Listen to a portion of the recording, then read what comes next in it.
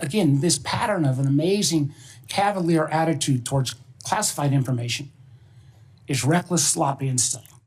U.S. Senator Mark Warner and his fellow Democrats slammed President Donald Trump's National Intelligence Director Tulsi Gabbard and his CIA Director John Ratcliffe on Tuesday, after a journalist from The Atlantic was inadvertently included in a secret group chat where highly sensitive war plans were disclosed. Senator, I'll reiterate that there was no classified material that was shared. Gabbard and Ratcliffe, both of whom were in the chat, testified before the Senate Intelligence Committee that no classified material was shared on the Signal messaging app. But Democrats on the panel, including Senator Michael Bennet, voiced skepticism about that claim.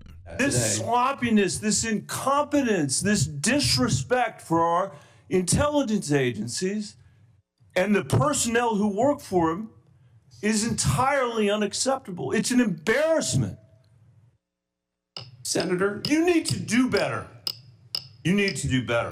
The Atlantic editor-in-chief, Jeffrey Goldberg, reported on Monday that Defense Secretary Pete Hegseth posted operational details in the group chat about pending strikes against Iran-backed Houthis in Yemen.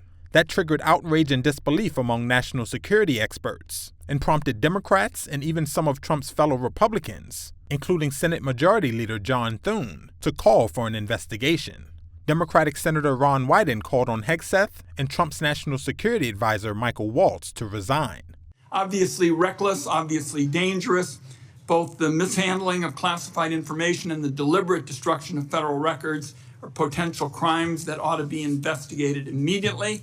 And I want to make clear that I'm of the view that there ought to be resignation, starting with the National Security Advisor and the Secretary of Defense. Later, in a meeting at the White House, Trump defended Waltz, who had mistakenly added the journalist to the Signal discussion. He's a very good man, and he will continue to do a good job. Waltz, who was at the same meeting, said an investigation was underway into how Goldberg was invited to join the group chat.